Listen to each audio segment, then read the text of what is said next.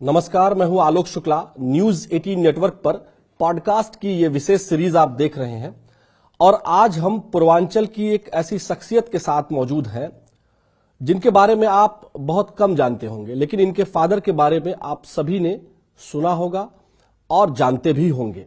पूर्वांचल की राजनीति में बहुत मजबूत पकड़ वो रखते थे और पूर्वांचल में जिस तरह से वो सिलसिला शुरू हुआ, जो वो दौर था राजनीतिक हत्याओं का, अपने राइवल्स को मारने का, जो एक षड्यंत्र चल रहा था, ये उस दौर की बात है। और उस दौर के सबसे कद्दावर नाम थे कृष्णानंद राय, विधायक कृष्णानंद राय, जो बीजेपी के विधायक होने के साथ साथ समाज में सभी वर्गों में अपनी मजबूत पकड़ रखते थे।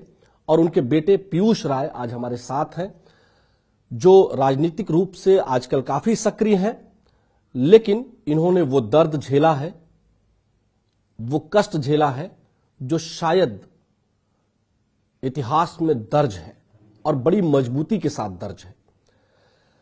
विधायक कृष्णानंद राय 2002 में मुख्तार अंसारी के बड़े भाई अफजाल अंसारी को चुनाव हराते हैं और वहीं से ये जो चुनावी रंजिश की तलवार है वो इस तरह खिंच जाती है कि वो 2005 में 29 नवंबर को विधायक कृष्णानंद राय के हत्याकांड के साथ खत्म होती है।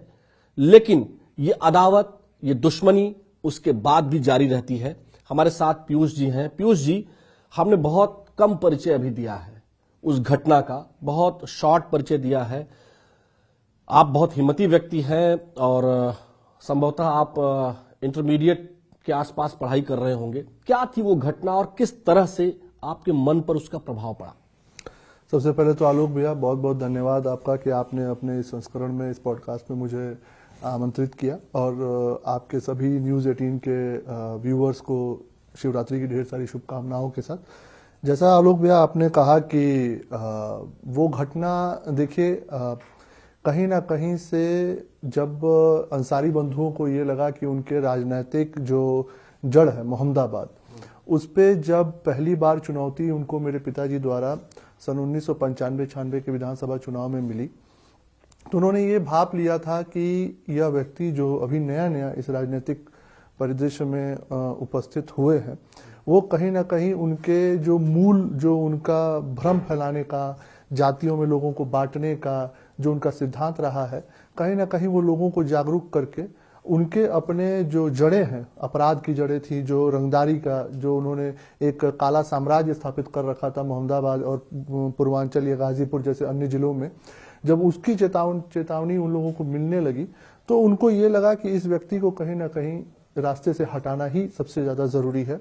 और ये लड़ाई कभी भी निजी स्वार्थों की नहीं रही आलोक, ये हमेशा से लड़ाई उस चेतना को लेकर रही है जो हम हिंदुओं में हमेशा से कमी रहा है।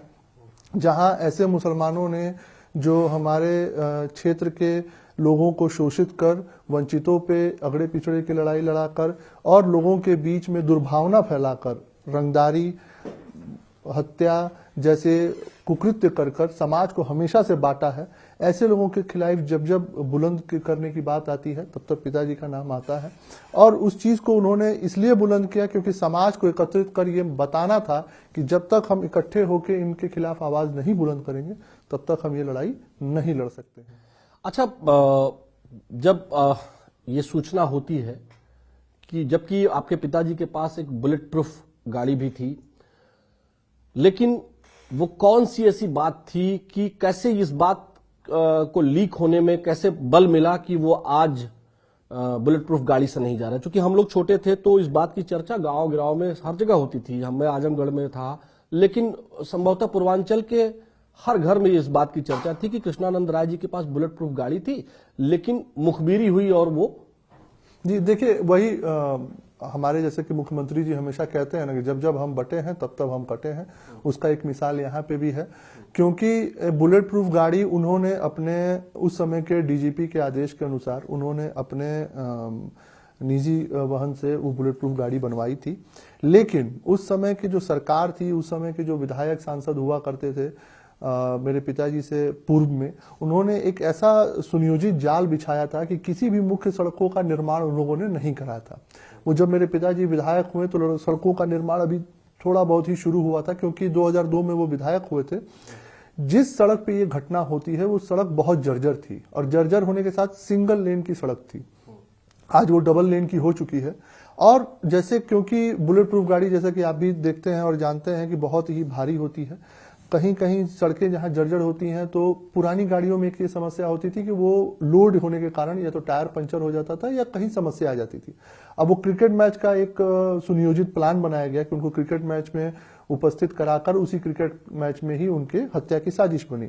लेकिन कहीं ना कहीं उनको ये आभास 2 दिन 4 दिन पहले अपने लोगों द्वारा या किसी गुप्तचर के द्वारा उनको ये जानकारी मिल चुकी थी कि कुछ लोग, बड़े से बड़े माफिया, चाहे वो मुन्ना बजरंगी हो, संजीव महेश्वरी हो, ऐसे लोगों का तहसील के अंदर मोहम्मदाबाद फाटक पे या गाजीपुर के अंदर प्रवेश हो चुका है, और जो नियमित रूप से ये चाह रहे हैं कि मतलब उनकी हत्या कर दी जाए।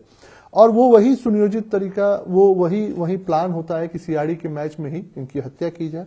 जबकि वो प्लान विफल भी हो जाता है, क्योंकि पिताजी को ये कुछ आभास हुआ कि जो मैच 10 बजे या 9 बजे स्टार्ट होना था वो इतना विलंब क्यों किया जा रहा है।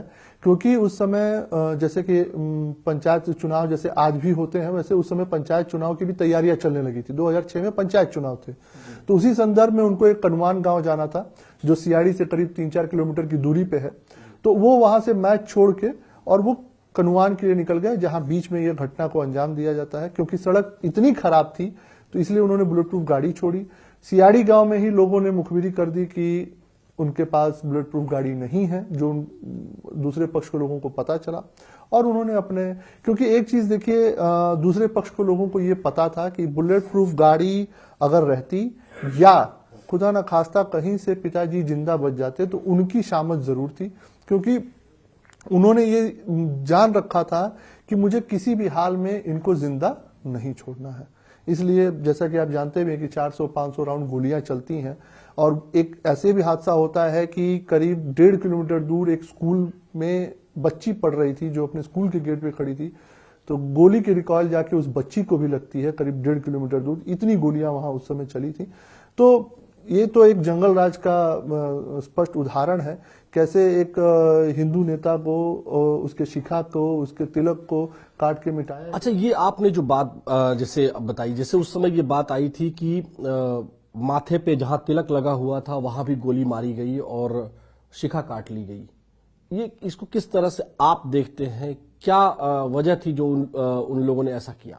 देखिए, कहीं ना कहीं जो अंसारी बंधु हैं उन्होंने हमेशा से अपने हमारे समाज को बांट के, हमारे समाज से अपने निहित स्वार्थ को पूरा करते हुए हमेशा से इस क्षेत्र की डेमोग्राफी बदलने की कोशिश की है। हमेशा से उन्होंने पूर्वांचल की भी और गाजीपुर के अंदर भी वो ये चाहते हैं कि कैसे एक मुस्लिम प्रधान जिला इसको किया जाए, फिर धीरे धीरे कैसे ये मुसलमानों की आबादी बढ़ा के इसको अपने कब्जे में लिया जाए। इसका सबसे सीधा उदाहरण हमें देखने को मिलता है कि जब मेरे पिताजी की हत्या होती है, हत्या एक होना और हिंदुत्व के प्रतीक पे, चाहे वो शिखा हो और चाहे वो तिलक हो माथे का, उस पे हमला करना, वो ये दर्शाता है कि उनके मन में कभी ये था ही नहीं कि एक कृष्णानंद राय की हत्या करनी है। उनके मन में ये था कि जो हिंदुओं का प्रतीक इस क्षेत्र में बना पड़ा है, पूरे पूर्वांचल में उसका झंडा बुलंद किए पड़ा है, उसको मुझे नस्ते-नाबूद करना है।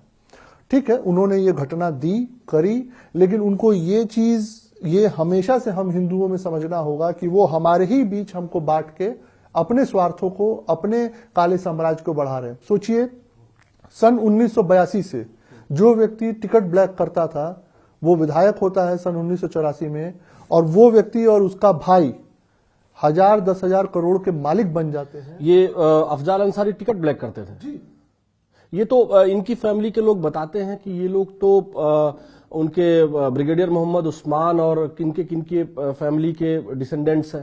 नहीं, ब्रिगेडियर उस्मान हो चाहे एमएएच अंसारी, मोहम्मद अहमद अंसारी हो, इनके अपने फैमिली के असेंडेंट्स या डिसेंडेंट्स अपने आप को बताते हैं ये लोग। हाँ। लेकिन इनके अपने कर्म उनके जैसे तो है नहीं जी। ये तो व्यक्ति पे कर्म डिपेंड करता है कि उसका कर्म कैसा है उसके अपने सामाजिक और राजनीतिक जीवन में। आपके डिसेंडेंट होने से आपके कर्म थोड़ी बदल जाएंगे, एक बात। दूसरी बात कि इनके पूर्वज, चाहे मैं अंसारी जो एमएच अंसारी जो है उनकी मैं बात करूं, वो मुस्लिम लीग के चेयरपर्सन रहे हैं। तो जिन्होंने इस देश को मुस्लिम लीग का प्रतिनिधित्व करते हुए देश को बांटा है, वो कैसे एक विधानसभा के अंदर लोगों को नहीं बांटेंगे? आप इसको देखिए, आप इसको सर्च करिए। मतलब ये बांटने वाला गुण इनके अंदर पहले से है। ये जब तक बांटेंगे नहीं हमको, तब तक ये सफल हो ही नहीं पाएंगे, तब तक काट नहीं पाएंगे। और जब जब इन्होंने ऐसी घटनाएं की हैं तो उसका मूल है कि हमने अपने अंदर वो कमी बंटने का दिखाया है, तभी ये सक्सेसफुल हो पाए हैं। अच्छा, उस दौर की अगर हम बात करें तो जब ये सूचना आपको मिली तब आप कहाँ थे उस समय? देखिए, मेरी शिक्षा दीक्षा आलोक भाई बाहर हुई। मैं क्लास 10th के बाद कोटा, क्योंकि उन दिनों में हम लोग इंजीनियरिंग के स्टूडेंट्स रहे हैं और क्योंकि साइंस फील्ड में रुचि होने के नाते हम लोगों का ये था कि हम लोगों को कोटा एक अच्छी जगह पे इंस्टीट्यूशंस में जाके तैयारी करें। क्या एक कारण था? सुरक्षा भी मूल कारण था, क्योंकि उस समय दौर ऐसा शुरू हो गया था कि रोज हत्याएं होती थी क्षेत्र में, क्योंकि हम लोगों की उम्र भी बढ़ रही थी। तो पिता को ये लगा कि कहीं ना कहीं बच्चे इसमें इन्वॉल्व ना हो जाए, अपने होम टाउन वाराणसी या गाजीपुर से इनको दूर किया जाए और एक अच्छी शिक्षा पाने के लिए भी, एक क्योंकि कॉम्पिटिटिव फील्ड था, तो हम लोग बंसल क्लासेस में उस समय शिक्षा दीक्षा किए, कोटा में पढ़े लिखे। क्लास 12th में थे जब हम ये घटना हुई हमारे पिताजी के साथ 29 नवंबर 2005 को। तो अब एक तो फैमिली बैकग्राउंड में शिक्षा दीक्षा या टेक्निकल फील्ड के हम ही लोग वंशज थे। हमारे पिताजी लोग आर्ट्स से पढ़े लोग थे। एक समाज से ही उन्होंने सीखा कि कैसे बच्चों की कैसे पढ़ाई लिखाई कैसे अच्छे जगह पे की जाती है, कहाँ भेजा जा सकता है। हम लोगों ने, हमारे जो बड़े भाई लोग हैं, जो हमारे आज बड़े अपने सगे भाई हैं जो अमेरिका सेटल्ड हैं, उन्होंने हम सबका मार्गदर्शन किया शिक्षा में कि हम लोग किस तरीके से अच्छी पढ़ाई लिखाई कर सकते हैं। सिक्योरिटी का कितना बड़ा, जब हत्या हो जाती है आपने सुना, फिर आप वहां से आते हैं? जी, मैं तुरंत नहीं आता हूं हत्या होने के बाद, क्योंकि मेरे घर में मुझे उस समय ये जानकारी नहीं दी जाती है कि मेरे पिता की हत्या हो गई, क्योंकि पूरे घर में ये पता था कि बाकियों ने कैसे इसको लिया वो नहीं पता था, लेकिन सबको ये पता था कि सबसे ज्यादा दुख या तकलीफ या मौके की नजाकत जो नहीं समझ सकता वो सबको लगता था कि मैं, दूर होने के कारण लोगों ने मुझे बताया नहीं। बड़े भाई यहीं थे? हाँ, बड़े भाई हमारे यहीं थे, क्योंकि उनको 2006 हाँ गाजीपुर में, क्योंकि मेरे घर में उस समय जो मेरे बड़े पिताजी थे, जो मेरे पिता के मुकदमे में वादी थे, उनके लड़के की शादी थी जो तिलक बीत चुका था, और शादी थी करीब मुझे लगता है कि 1 या 2 दिसंबर को। उसी शादी में हम लोगों को शरीक भी होना था, लेकिन मेरे जो सगे बड़े भाई थे उनको 2006 में जनवरी में यूएस जाना था एमएस की स्टडीज के लिए। तो मेरे जो अपने भाई थे वो भी गांव पे थे, हम लोगों को पहुंचना था। जब मैं गांव पहुंचा और जब मैंने उन गाड़ियों को देखा जिसपे ये हमला हुआ था, तब मैं जान पाया कि ऐसे पिताजी मतलब अपने पिताजी के पार्थिव शरीर को आप नहीं देख पाए थे? जी नहीं, मैं अपने पिता के पार्थिव शरीर को, उनके आखिरी यात्रा को, उनके मुखाग्नि को मैं उपस्थित नहीं था, क्योंकि मैं शायद वो बर्दाश्त भी नहीं कर पाता, क्योंकि जो एक लगाव, उसका मलाल आज भी है? मलाल क्यों नहीं होगा, एक पुत्र होने के नाते तो मलाल होना स्वाभाविक है, लेकिन कहीं ना कहीं वही मुझे एक हौसला भी देता है कि शायद भगवान ने यही सोच रखा हो कि मेरे लिए, मेरी नियति में, कि पिता का पार्थिव शरीर न देख के किसी और का पार्थिव शरीर देखना रहा हो, तो शायद भगवान ने वो रास्ता ही सुनिश्चित कर रखा है। अच्छा, उसके बाद फिर जब मुकदमे की शुरुआत हुई, एक एक करके गवाह होस्टाइल होते चले जा रहे थे, उसकी क्या वजह आप मानते हैं जो गवाह होस्टाइल हो जा रहे थे? देखिए, उसकी वजह सबसे बड़ी है कि उस समय की जो सरकारें थी, वो सरकार का जो परिसर था, एक बात स्पष्ट है आलोक भाई कि जो सरकार अगर इस हत्याकांड में शामिल नहीं होती, जो समय समाजवादी पार्टी की सरकार बनी 2004 में, अगर वो सरकार इस हत्याकांड में शामिल नहीं होती, वो शासन और प्रशासन का सहयोग नहीं मिलता मुख्तार को, तो ये हत्याकांड हो भी नहीं पाती। अकेले मुख्तार के बस का नहीं था कि मेरे पिता की हत्या करा सके। और उसके बाद क्योंकि एक मुसलमान के राजनीति आज इस देश में एक केंद्र बिंदु है, समाजवादी के लिए, चाहे बसपा के लिए, चाहे कांग्रेस के लिए, तो उस केंद्र बिंदु में इनको रखते हुए कैसे शासन प्रशासन इनकी मदद करे कि ये उससे निकल पाए, क्योंकि हिंदू मुसलमानों को एक मैसेज देना है कि हम मुसलमानों के हितैषी हैं। और इतने बड़े हत्याकांड में आप सोचिए, जिन केसेस में मुख्तार अंसारी को सजा होती है, उन्हीं केसेस में पहले कोर्ट्स ने बरी भी कर दिया था। हाँ बिल्कुल, सीबीआई केस में जो मेरे पिताजी का केस था वो दिल्ली में चला, वो उसमें उन्होंने उनको बरी भी किया और उसी गैंगस्टर कोर्ट में उनको सजा भी हुई गाजीपुर से, उनके और उनके भाई को। तो उसका लेकिन सरकार बदलने के बाद नहीं, सरकार बदलने के बाद नहीं, नीयत बदलने के बाद। जब सरकार की नीयत बदलती है और जब ये तय होता है कि अपराधी चाहे कोई भी हो, कोई माफिया हो, चाहे छोटा या बड़ा, उसके खिलाफ अगर गवाही सुनिश्चित की जाएगी तो निश्चित रूप से हमारे न्यायालय उसको सजा या उसको जो प्रावधान है वो लगाएगी। लेकिन नीयत सरकार की बहुत महत्वपूर्ण है। अच्छा, जब आपको पता चला, आपने गाड़ी देखी, उसके बाद हम सीक्वेंस में ही चलते हैं, जब आपने वो गाड़ी देखी उसके बाद आपका पहला रिएक्शन क्या था, क्या पूछा आपने? नहीं, मैंने कुछ पूछा नहीं। देखिए, जब मैंने वो गाड़ियां देखी जिसपे जब वो हमले हुए थे तो मुझे ये था कि गोली तो चल सकती है, गोलियां उससे पहले भी कई बार चली थी पिताजी पे, और उस समय की सरकार से पिताजी ने कई बार मदद भी मांगा था सुरक्षा को लेकर, जो सरकार ने नकार दिया था। लेकिन मुझे ये था कि गोली चली होगी, पिताजी को कुछ हुआ नहीं होगा, हो सकता है 1-2 गोली लगी होगी, कोई बात नहीं होगी। लेकिन जब मैंने अपने भाई को देखा जिसका सिर मुंडाया हुआ था क्योंकि मुखाग्नि हो चुकी थी, तब मुझे लगा कि मेरे पिता नहीं है। और निश्चित रूप से वो एक ऐसा समय था कि कहते हैं ना कि सबसे पहले आपने किससे पूछा? फिर मैंने किसी से पूछा कुछ नहीं, मैंने अपने भाई को देखा और मैं समझ गया क्योंकि उसी ने मुखाग्नि दी थी। तो मेरे यहाँ जैसे हम लोग हिंदू हैं तो हम प्रथा ही होती है, मूछ बाल दाढ़ी सब बन जाते हैं। तो मैंने अपने भाई को देख के ही समझ लिया कि ये तभी हो सकता है जब मेरे पिता नहीं है, और मैंने कुछ पूछा नहीं और मैं स्तब्ध था। मैं इस पे स्तब्ध था कि मेरे पिता की हत्या किसी के बस की नहीं थी, इस पृथ्वी पे किसी के बस की नहीं थी मेरे पिता की हत्या कराना। और जब तक शासन प्रशासन नहीं होता, एक पूरी मशीनरी और पूरे प्रजा, ये जो शासन के स्तर पे जितने लोग इन्वॉल्व नहीं होते तो ये हत्या हो भी नहीं पाती, क्योंकि वो इतने अपने हौसलों में बुलंद थे, इतने अपने इच्छा शक्ति के बुलंद थे कि नहीं हो पाता। उनकी हत्या के बाद वर्तमान रक्षा मंत्री और उस समय तक पूर्व मुख्यमंत्री और सांसद राजनाथ सिंह जी को बनारस में धरने पर बैठना पड़ा, तब जाके मुकदमा दर्ज हुआ? नहीं, मुकदमा तो देखिए दर्ज 2-3 दिन बाद ही हुआ। मुकदमा तुरंत उसकी एफआईआर की कॉपी दी जा चुकी थी जिस दिन घटना हुई थी। और इसके लिए राजनाथ जी नाम कि इन लोगों का नाम है? जी इन लोगों का नाम था जी, नाम इन्वॉल्व नहीं था जी।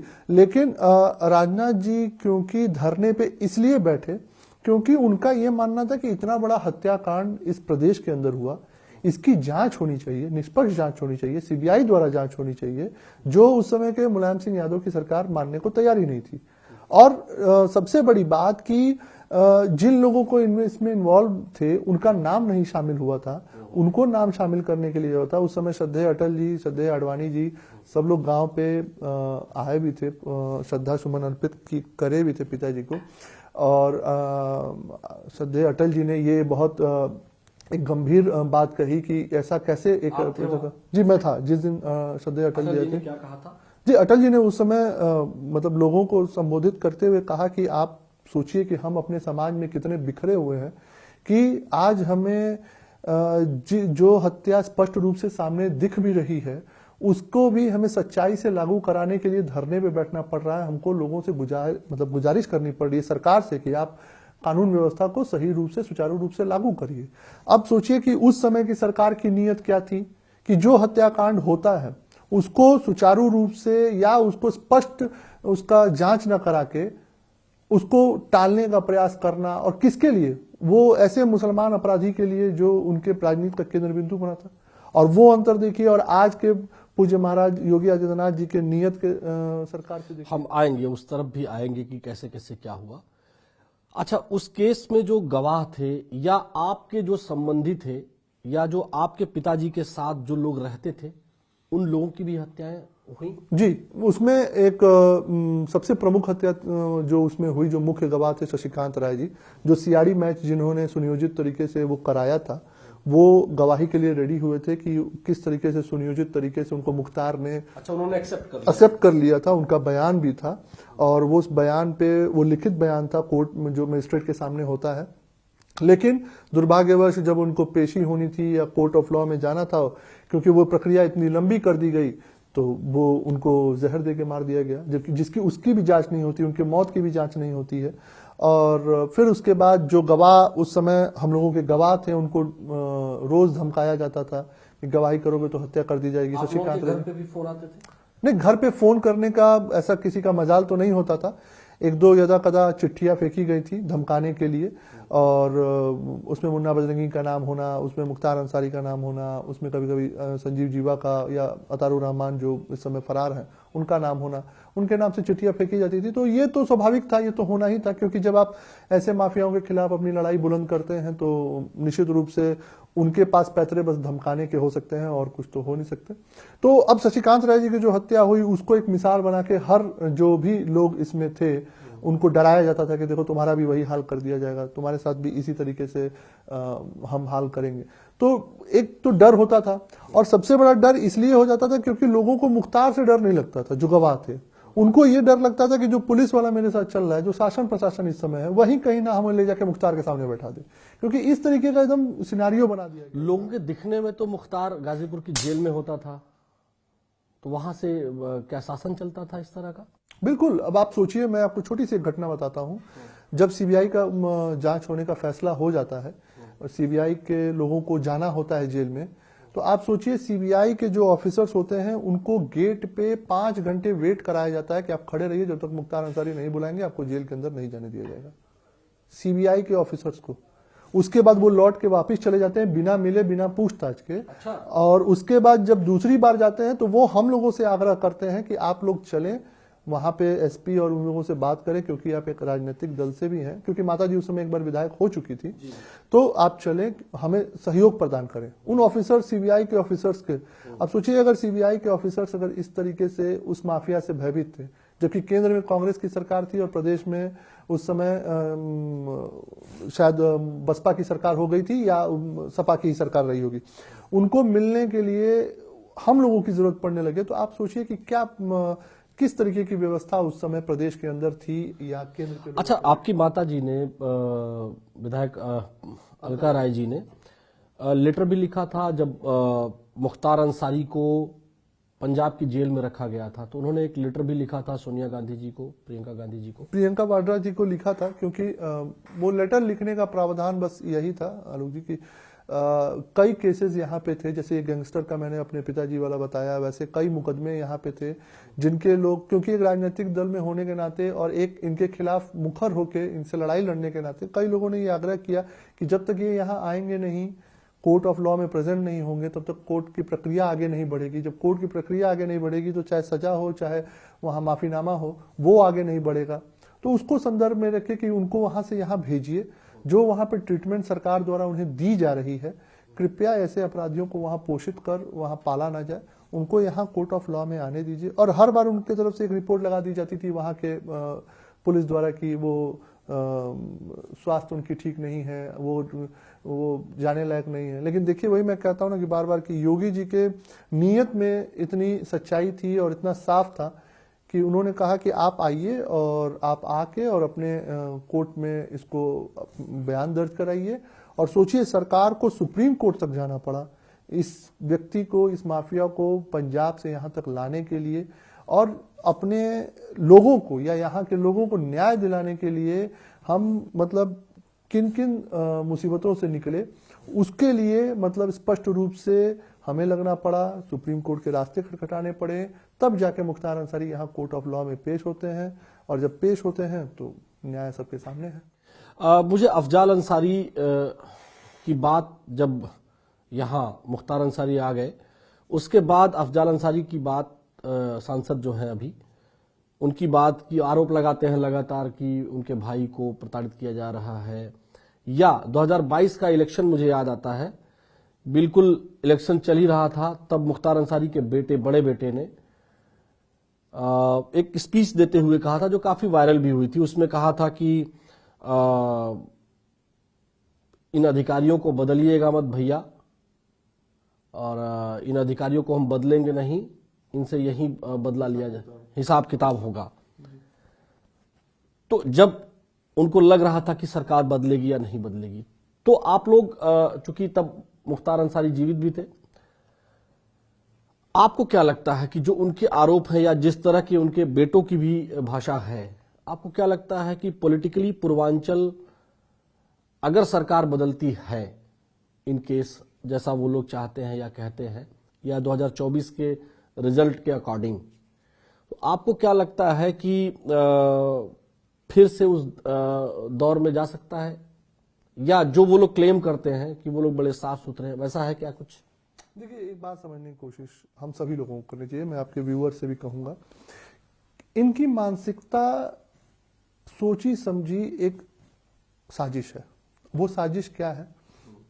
वो साजिश सिंपल से ये है कि ये अपने स्वार्थ को और अपने धर्म के प्रचार के लिए हमें और आपको जातियों में बांटेंगे, वोट लेंगे, विधायक या सांसद होंगे, और उसके बाद आपके ही जमीन जायदाद को कब्जा करवाएंगे अपने ही धर्म के लोगों से, और आपको उस विधानसभा से, उस क्षेत्र से धीरे धीरे पलायन की तरफ बढ़ाएंगे।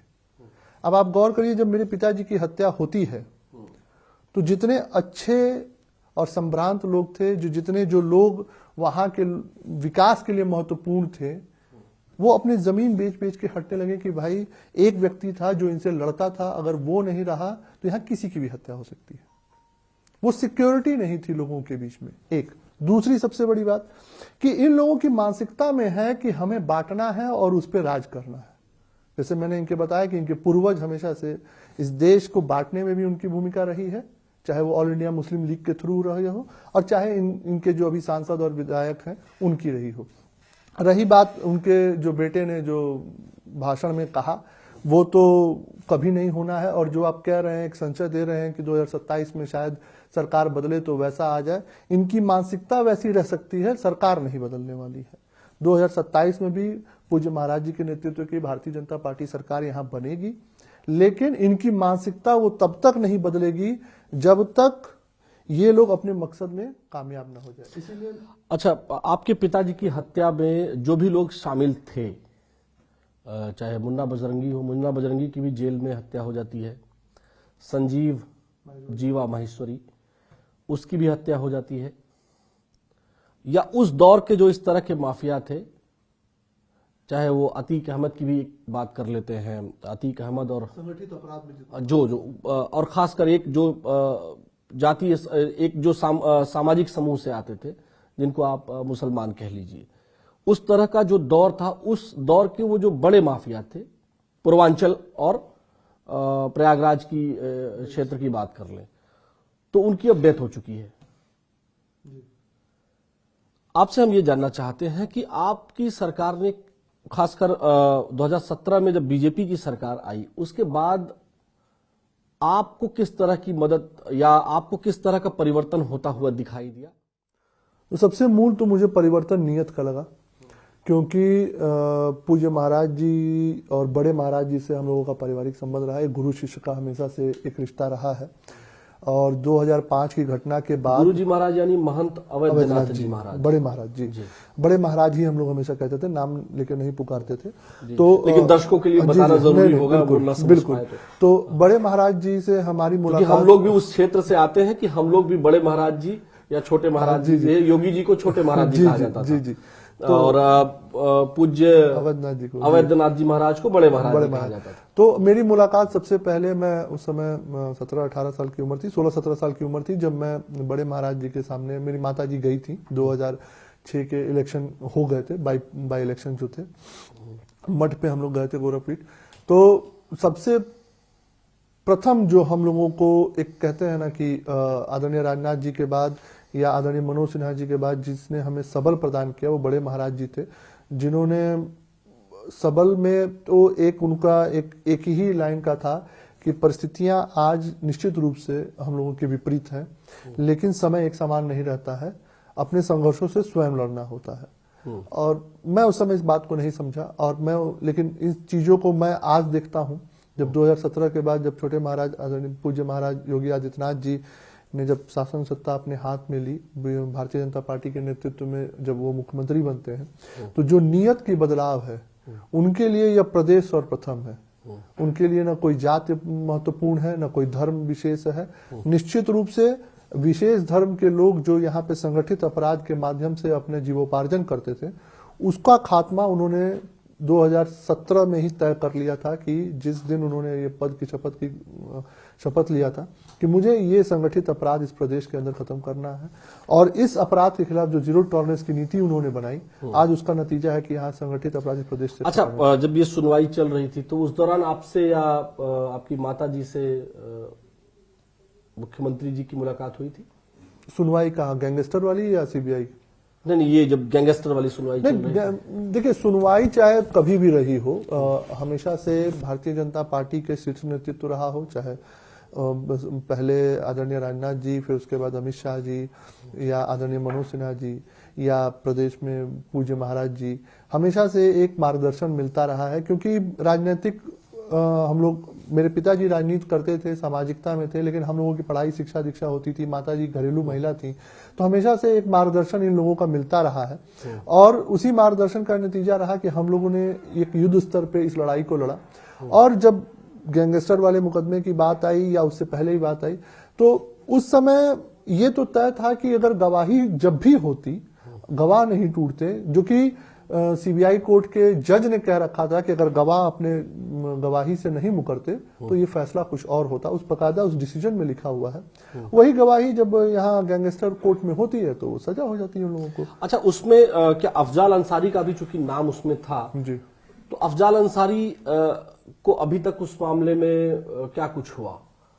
नहीं, अब जैसे उस मामले में जो चर्चा पूर्वांचल में होती थी कि अफजाल अंसारी मुख्तार अंसारी का यूज करते थे, जो हम लोग जो सुनते आए हैं, जानते आए हैं कि पॉलिटिकल शेल्टर जो है वो शुरू में या हमेशा अफजाल अंसारी एक पॉलिटिकल फेस होते थे और मुख्तार अंसारी उसको जो है वो क्रिमिनल फेस देते थे। एक तरह से लोगों को भयभीत करने, टेरराइज करने की कोशिश करते थे जी।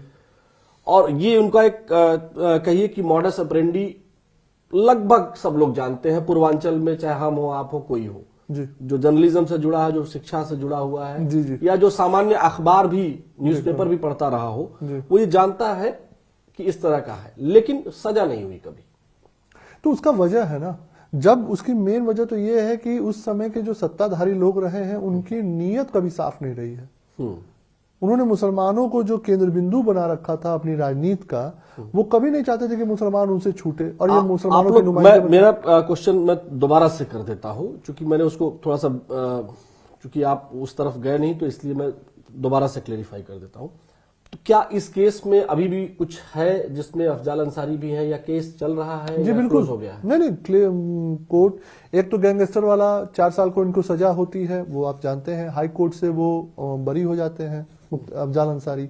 गैंगस्टर में वो सुप्रीम कोर्ट में चला गया है मामला। अच्छा, ठीक है। एक तो अभी वो गैंगस्टर नाउ उसका जो स्टेटस है, सांसद अफजाल अंसारी के ऊपर जो केस चल रहा है, हाई कोर्ट 2 जगह चल रहा है, 2 जगह चल रहा है। एक मेरे पिताजी के केस में जो सीबीआई हम कोर्ट में हम केस हारते हैं, वो हाई कोर्ट दिल्ली में वो मूव कर देती है, उसमें सीबीआई, हम और उत्तर प्रदेश सरकार तीनों एक पार्टी हैं, और अफजाल अंसारी बनाम अफजाल अंसारी है, वो हाई कोर्ट दिल्ली में है। ठीक है। और गैंगस्टर का एक जो मुकदमा है वो भी हम लोग जो हाई कोर्ट से ये जीत जाते हैं, अफजाल अंसारी, उसके लिए हम मूव किए हैं कि सुप्रीम कोर्ट में हमारी अर्जी हमने डाली है कि उसको सुनी जाए। वो अर्जी अभी उस पर डिस्कशन होनी है। तो ये 2 चीजें हैं, कोर्ट ऑफ लॉ में है ये दोनों चीजें, तो उस पर बहुत मैं विस्तृत बिल्कुल, चूंकि वो कोर्ट में है तो सब जुडिस है। लेकिन ये दोनों केसेस अभी भी अफजाल अंसारी के खिलाफ अभी भी कोर्ट ऑफ लॉ में है, और उस पर हम लोग लगे हैं कि अब अपने कोर्ट ऑफ लॉ के माध्यम से, जजमेंट के माध्यम से अब न्याय पाने की कोशिश में है। लेकिन कहीं ना कहीं देखिए, एक जो वातावरण आज के समय में बना है, ये वातावरण बहुत महत्वपूर्ण है कि कोई गवाही हो पाएगी कि नहीं हो पाएगी। उस समय का वातावरण एक भयावह वातावरण था, जिसमें शासन, प्रशासन और एक माफिया तीनों मिलकर ये लगे हुए थे कि गवाही ना हो पाए। और आज का वातावरण है कि आपको गवाही करनी है, आप स्वच्छंद है, जिसके खिलाफ करनी है करिए, आपको सुरक्षा चाहिए, आज आप सरकार से प्रार्थना करिए, आपको सुरक्षा भी दी जाएगी, और अपनी गवाही पूरी करिए।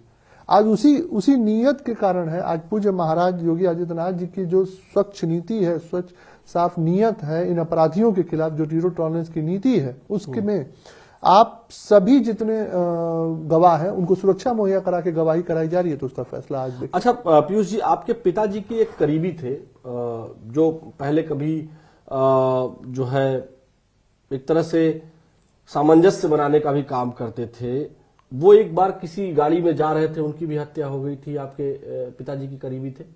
नहीं, एक हमारे मेरे पिताजी की हत्या से पहले एक हत्या होती है। उस समय हत्याओं का दौर शुरू था गाजीपुर में, एक दो हत्या नहीं हुई थी। एक तो जैसे एक राजेश राय थे, वो काफी दबंग व्यक्ति थे। वो मोहम्मदाबाद में एक ब्लॉक प्रमुखी की भी राजनीति करते थे। ब्लॉक प्रमुख आप जानते ही हैं, हम लोगों की तरफ एक बड़ा चेहरा होता है। और सोचिए वो सीओ ऑफिस में जाते हैं अपनी शिकायत देने। सीओ ऑफिस तहसील के पास ही होती है। सीओ ऑफिस में जाते हैं अपनी शिकायत देने, और शिकायत करके निकलते हैं, वही सीओ ऑफिस के सामने उनकी हत्या कर दी जाती है। और उस हत्या में जो लोग मेरे पिता की हत्या में शामिल थे, उसमें से एक दो लोग उस हत्या में भी शामिल थे, जैसे संजीव महेश्वरी, चंदा खां, ऐसे ऐसे लोग उसमें उपस्थित थे जिन्होंने ये हत्या उस समय राजेश राय की थी मौके पे। उसमें सोचिए लोगों ने मुख्तार अंसारी और अफजाल अंसारी के खिलाफ मुकदमा नहीं दर्ज किया, अज्ञात के खिलाफ लिख के मुकदमा, वो मुकदमा उसी समय एफआईआर लगा के खत्म कर दिया गया।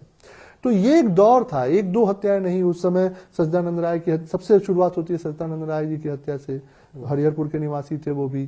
फिर उसमें उसके बाद आते हैं जो आज कांग्रेस जिला प्रदेश अध्यक्ष अजय राय जी के जो बड़े भाई हैं अवधेश राय जी, उनकी हत्या होती है।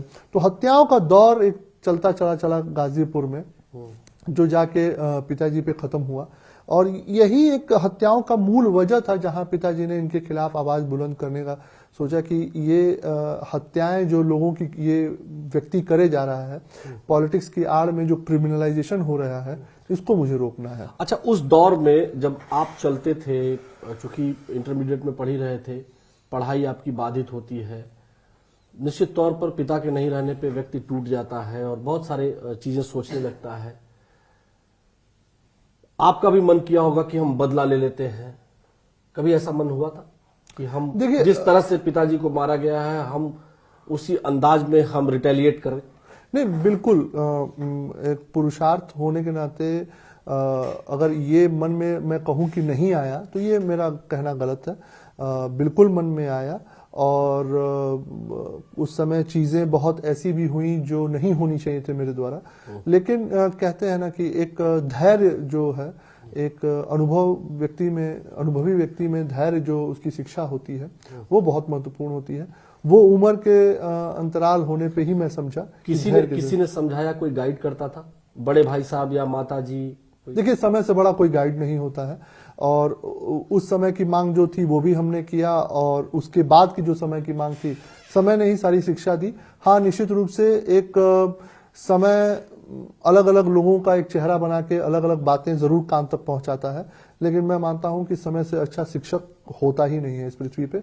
तो समय ने सब सिखाया। पिता के रहते टाइम क्या समय था, पिता के न रहते टाइम क्या समय रहा, और आज क्या समय है, ये सब समय ने मुझे एक शिक्षक के रूप में सब समझाया। अच्छा, अपने भी बिल्कुल सामने जो बैठे हुए हैं भैया का जी नाम जो है मैं लेना चाहूंगा जी। आप मैं नाम राम किंकर सिंह, राम किंकर जी, आपके भी पिताजी की हत्या उस दौर में हुई थी? जी, उस दौर में भैया के भी कुड़ेसर एक पिताजी की हत्या उनकी हुई थी। और ये भी उसी राइवलरी में, उसी दौरान के कुचक्र में? अब उस दौरान के कुचक्र में ये हत्या शायद 92 या 93 में आपकी हुई थी पिताजी की। और उस हत्या वो 90 के दशक से लेकर के, ये एक हत्याओं का दौर था वो पीरियड। जैसे हत्या एक बहुत अमूलन, जैसे कहते हैं ना कि आज के वक्त में कि एक ईज ऑफ मील था कि जो अपने साथ नहीं उसकी हत्या कर दो, चाहे वो विधायक हो, चाहे प्रधान हो, चाहे गांव का सम्मानित व्यक्ति हो। तो एक वो प्रथा सी चल रही थी उस समय, क्योंकि उस समय की सरकारों का ये एक मंशा बन चुका था कि मुझे इस शासन सत्ता को काबिज रहने के लिए जो भी लोगों को मुझे हटाना पड़े रास्ते से, उसको हटाना है। तो उस तरीके से वो लोग हत्याओं, राजनीति का अपराधीकरण और अपराधियों का राजनीति में प्रवेश वो टाइम चल रहा था। वो पीक टाइम था। वो 2000 मैं मानता हूं कि अगर पूज्य महाराज जी अगर आज 2017 में जो अपने स्पष्टवादी नीति और अपने जो नियत लेके अगर मुख्यमंत्री के पद पे नहीं होते, तो आज ये जो समाजवादी पार्टी या बहुजन समाजवादी पार्टी का जो नियत था सरकार चलाने का, वो इस प्रदेश को खत्म कर चुका होता। अच्छा पीयूष जी, क्या आप भी, चूंकि आप मुकदमा तो अपने पिताजी को न्याय दिलाने के लिए लड़ ही रहे हैं, उसमें से कुछ लोग अब नहीं, मतलब जो हत्या में शामिल थे उसमें से अधिकतर लोग अब नहीं रहे हैं। एक आध शायद जो फरार जिसको आप बता रहे हैं वो एक है शायद, लेकिन अभी भी आप कंटिन्यूअस, या सरकार उनको ढूंढ रही है या पुलिस प्रशासन उनको ढूंढ रहा है। आप क्या राजनीति में प्रवेश कर चुके हैं, करना चाहते हैं, या राजनीति में जाने का मन है या नहीं है अभी? नहीं, मैं इस चीज को ऐसे नहीं रखूंगा भैया। मैं इस चीज को, आलोक जी, मैं राजनीति में प्रवेश या निषेध वाला स्थिति नहीं बनाऊंगा। मैं इस चीज को ऐसे रखूंगा कि मैं सन 2014 से अपने पिताजी के मुकदमे तो मैं सन 2007-8 से ही देख रहा था, जो सीबीआई कोर्ट ऑफ लॉ में चलता था। वहां पे पेशी होती थी इन लोगों की, हम लोगों की उपस्थिति होती थी, अपने गवाह हम लोगों ने उपस्थित किए, गवाही हुई। उसका नतीजा 2019 में विपरीत आया, लेकिन 2014 से एक मन में ये लगा कि जो लोग इस दुनिया में नहीं रहे, मेरे पिताजी के साथ 6 और लोग, 7 लोगों की हत्या हुई थी उस दिन, जो लोग इस दुनिया में नहीं रहे, वो लोग किन्हीं वजहों से इस अपराधी के खिलाफ खड़े थे, और इस अपराधी के खिलाफ खड़े होके उन लोगों ने अपने आप को इस समाज के सामने ये बताया कि हम सबको संगठित होकर इस अपराधी के खिलाफ मुखर होना होगा। भगवान ने चाहा नहीं चाहा उनकी हत्या हो जाती है, लेकिन वो जो मशाल है, वो मशाल आगे कैसे बढ़ेगी, वो लोगों को जागरूकता करने का जो अभियान है वो कैसे आगे बढ़े, उस पर हम लोग कैसे काम करें, वो कहीं ना कहीं मेरे मन में लगा कि ये अलग खत्म नहीं होनी चाहिए। आप सोचिए आलोक जी, मैं बहुत छोटी छोटी चीजों को महसूस करता हूं। कभी आप बड़े पत्रकार हैं, आप इतने बड़े न्यूज चैनल से जुड़े हुए हैं, कभी आप सोचिए इस देश के अंदर हर मंदिर पे पैरामिलिट्री फोर्सेस होती हैं, हर मंदिर की सुरक्षा के लिए पैरामिलिट्री फोर्सेस होती हैं। जो बड़े मंदिर हैं पैरामिलिट्री फोर्सेस होती हैं। बिल्कुल। आप ये बताइए कि किसी बड़े मकबरे पे या किसी बड़े मुसलमान के जहां उनका मकबरा है, कहीं वहां पैरामिलिट्री फोर्स होती है? उसकी सुरक्षा के लिए कोई दिक्कत होती है? निश्चित रूप से आप अपने मंदिर पे जाएंगे तो आप उसको नहीं तोड़ेंगे या नहीं बर्बाद करेंगे, तो किससे सुरक्षा दी जाती है मंदिरों को? एक विशेष वर्ग से, उसके लिए रखा जाता है।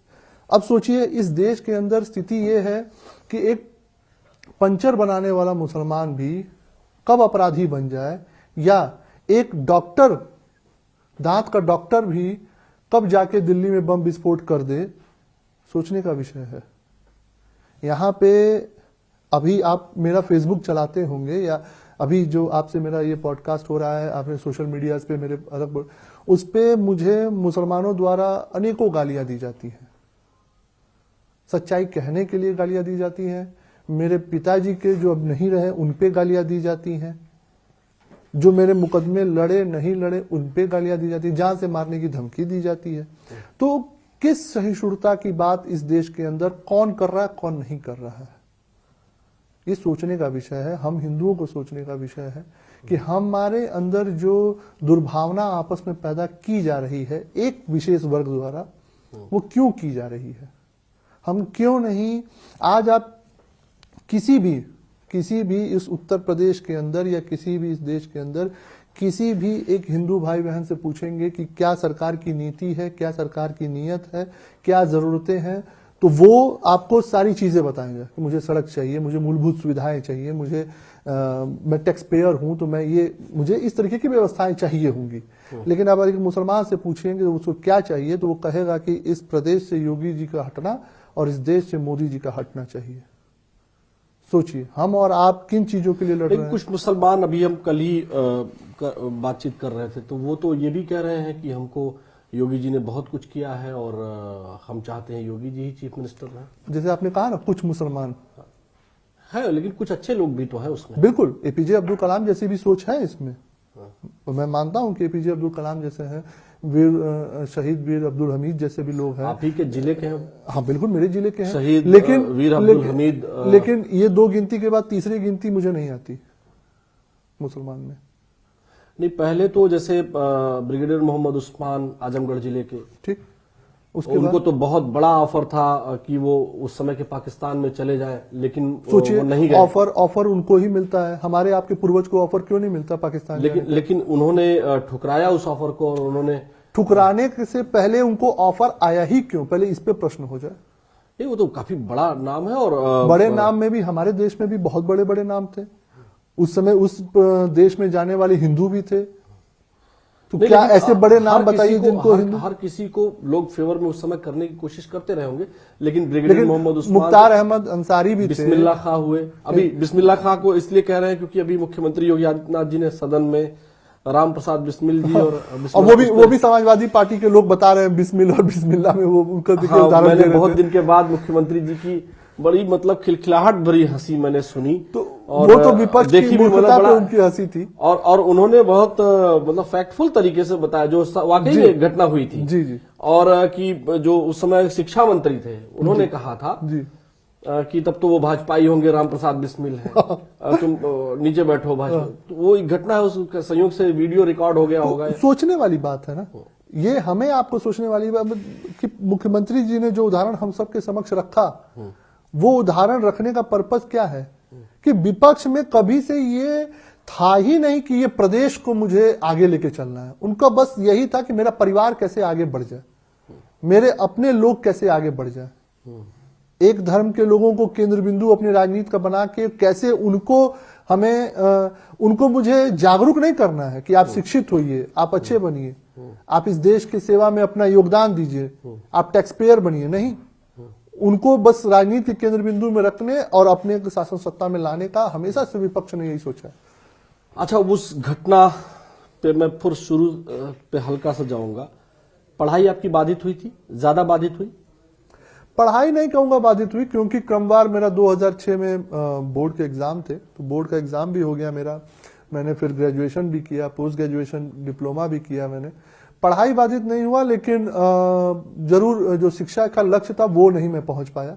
शिक्षा का लक्ष्य एक अच्छे मैं कह सकता हूं कि एक अच्छा उद्यमी बनने का था, एक कहीं ना कहीं अपने देश का मुझे प्रतिनिधित्व करना था इंजीनियरिंग साइड से।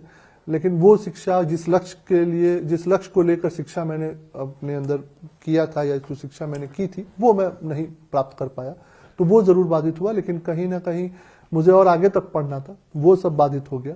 और बाधित होने के मुख्य कारण कुछ ये जो उस समय कोर्ट ऑफ लॉ में जो मुकदमे चल रहे थे, जो कुछ जिम्मेदारियां मेरी माताजी अकेले वहन नहीं कर पा रही थी, सामाजिकता का, राजनीतिक का, तो वो सब चीजें मुझे लगा कि एक जिम्मेदार पुरुष के व्यक्ति होने के नाते कहीं ना कहीं हमें भी उसमें अपना सहयोग देना चाहिए। जिस दिन मुख्तार अंसारी की डेथ हुई जी, उस दिन कैसा माहौल था परिवार में? नहीं, परिवार में माहौल ठीक था। उस दिन तो पूरे जिले में दिवाली मनी। उस दिन लोगों ने कई जगह पटाखे और ये सब छोड़े, पूरा जिला, उसका वीडियो भी चला था न्यूज चैनलों पे, आपने देखा भी होगा।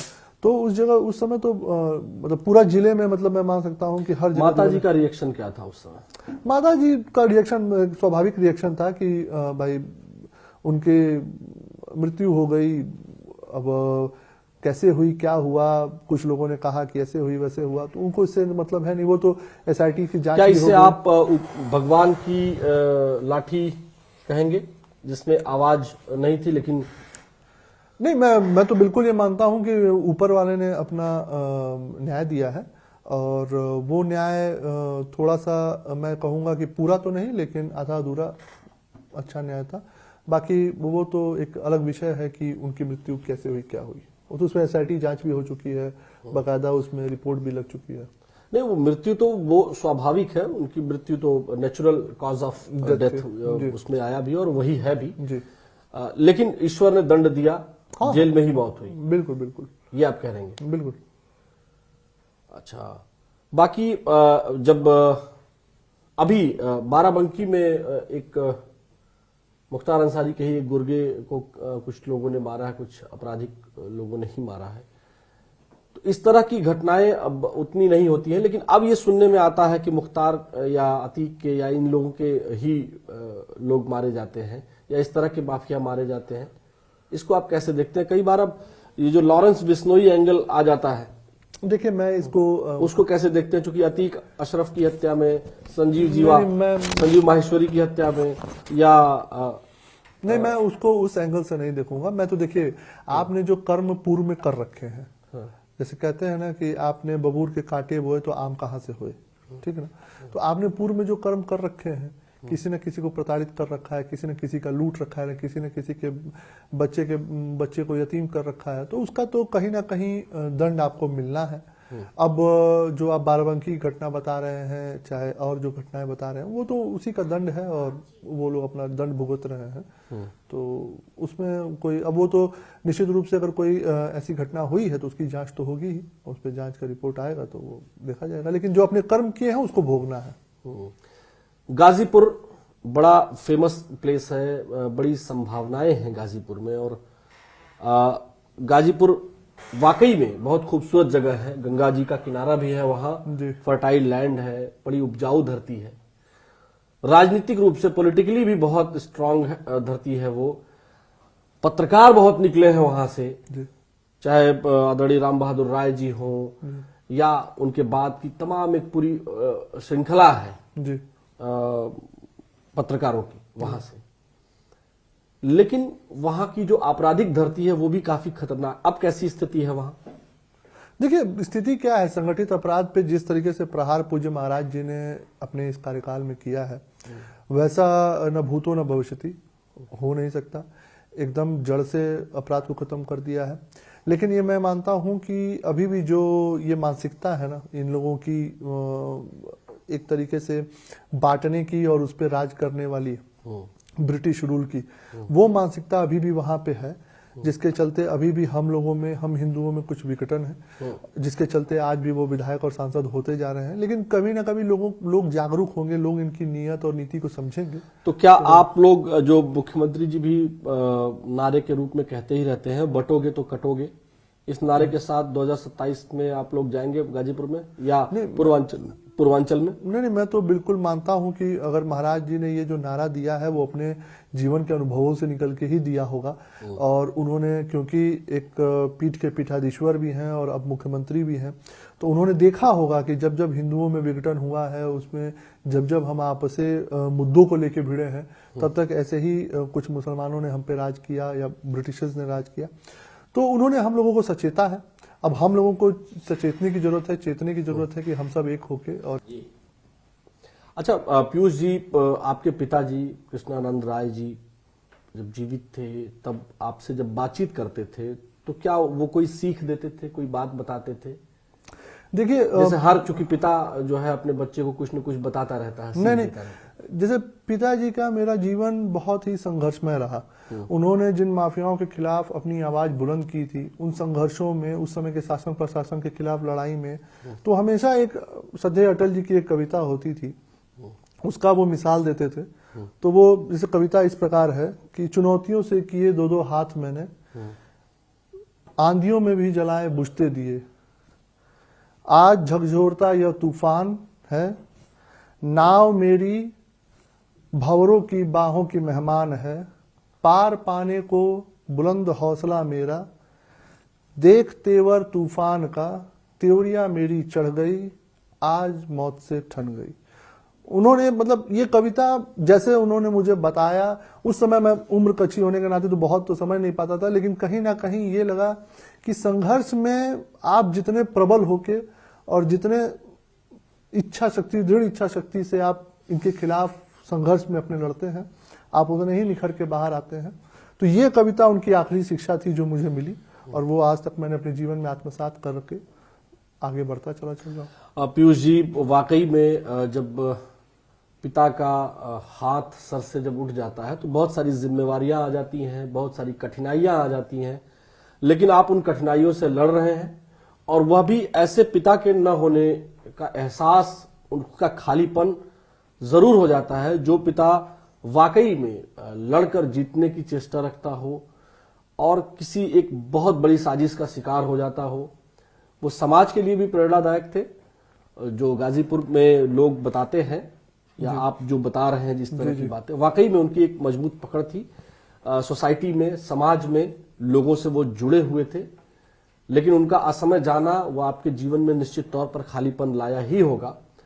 मेरी बहुत सारी शुभकामनाएं हैं आपके लिए। और वाकई में जो अटल जी की बड़ी मौत से ठन गई उनकी पंक्तियां हैं, जो उसका शीर्षक ही है मौत से ठन गई। और इन पंक्तियों को आपने श्रद्धेय भारत रत्न अटल बिहारी वाजपेयी जी के इन पंक्तियों को अगर आपने या आपके पिताजी ने आपको सिखाया है तो निश्चित तौर पर आपको प्रेरणा भी मिलेगी। बहुत बहुत शुक्रिया न्यूज 18 नेटवर्क के इस पॉडकास्ट में आने के लिए।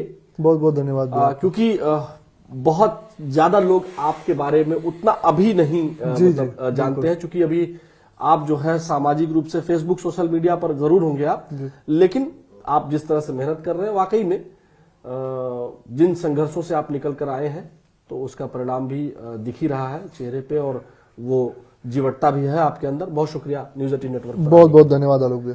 तो दर्शकों, ये है पीयूष राय जी, स्वर्गीय कृष्णानंद राय जी के सुपुत्र हैं, छोटे बेटे हैं, और अपने संघर्षों को याद कर रहे हैं। बहुत सारी चीजों को इन्होंने बड़े सीक्वेंस में बताया। हम अगले पॉडकास्ट में फिर किसी मेहमान के साथ जुड़ेंगे और उनके जीवन की बातें, उनकी बातें आपको सुनाएंगे। तब तक के लिए मुझे अनुमति दीजिए। हमारे वीडियो जर्नलिस्ट सहयोगी इस पूरे पॉडकास्ट में उपेंद्र यादव जी हैं। बहुत अच्छे तरीके से जो आपको वीडियो मिल रहे हैं, ये इसमें उनका भी सहयोग है, योगदान है। और हमारी कोशिश ये रहती है कि हम आपको बहुत ही रॉ फुटेज, या जिस तरह आम बोलचाल में बातचीत हम लोग करते हैं, वही हम आपको सुनाएं। और आपसे ये हम कहेंगे कि आप न्यूज 18 नेटवर्क का डिजिटल प्लेटफॉर्म जरूर देखते रहिए। हम आपके लिए अलग अलग लोगों के, अलग अलग शख्सियत के पॉडकास्ट इसी तरह लाते रहेंगे। नमस्कार।